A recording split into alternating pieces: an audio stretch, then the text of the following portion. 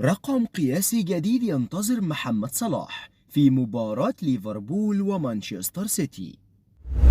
يورجن كلوب يفاجئ محمد صلاح بتصريح خيالي قبل مباراة ليفربول ومانشستر سيتي.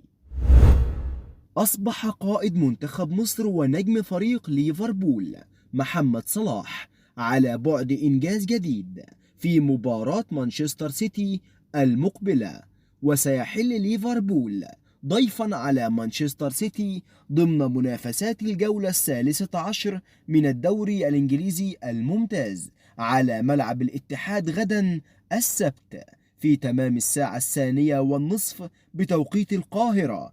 وأصبح النجم المصري محمد صلاح على بعد هدف وحيد للوصول إلى 150 هدفا في الدوري الإنجليزي الممتاز، وفي حال تسجيله أمام مانشستر سيتي في المواجهة المقبلة سيصبح محمد صلاح ضمن قائمة أفضل 10 هدافين في تاريخ الدوري الإنجليزي على الإطلاق، ويحتل ليفربول المركز الثاني في ترتيب الدوري الإنجليزي الممتاز برصيد 27 نقطة، فيما يأتي مانشستر سيتي في المركز الأول ب 28 نقطة، وفيما يلي الهدافين التاريخيين للدوري الإنجليزي. في المركز الأول ألان شيرر ب 260 هدف، في المركز الثاني هاري كين ب 213 هدف، واين روني ب 208 هدف، أندي كول ب 187 هدفا،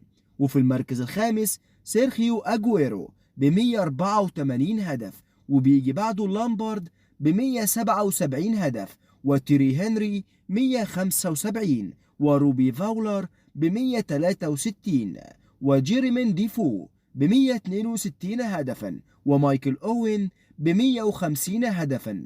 وفي المركز ال11 محمد صلاح ب 149 هدفا. أكد الألماني يورجن كلوب المدير الفني لفريق ليفربول أن لاعبه المصري محمد صلاح بإمكانه التحسن أكثر.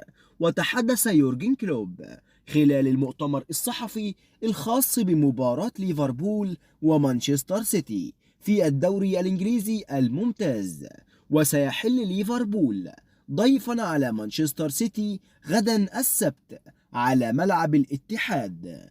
وسئل يورجن كلوب عما إذا كان محمد صلاح يمكنه التحسن أكثر، وأجاب: بالطبع يمكنه التحسن، نتوقع ذلك منه، ولماذا يكون أول من يدخل المبنى ويخرج آخرا إذا لم يكن يريد التحسن.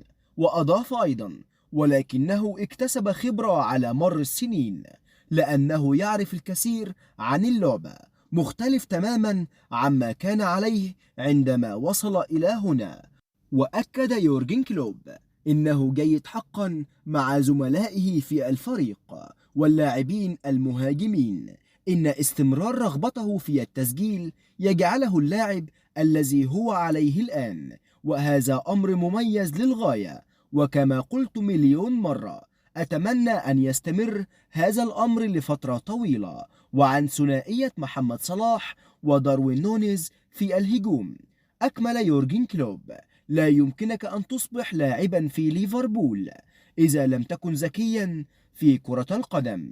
وأشار أيضا: يبحث داروين نونيز ومحمد صلاح عن بعضهما البعض دائما، ولكن يبدو أنهما لا يستبعدان اللاعبين الآخرين، إنها مجرد طريقة مختلفة للعب. وشدد يورجن كلوب: محمد صلاح يدعم اللاعبين، جاء داروين نونيز إلى هنا بتوقعات كبيرة، وربما فهم محمد صلاح الوضع بشكل أفضل ورأى إمكانياته وأراد أن يساعده دون إجراء محادثة أطول، وكان ذلك بالتأكيد بداية شراكة خاصة جدا.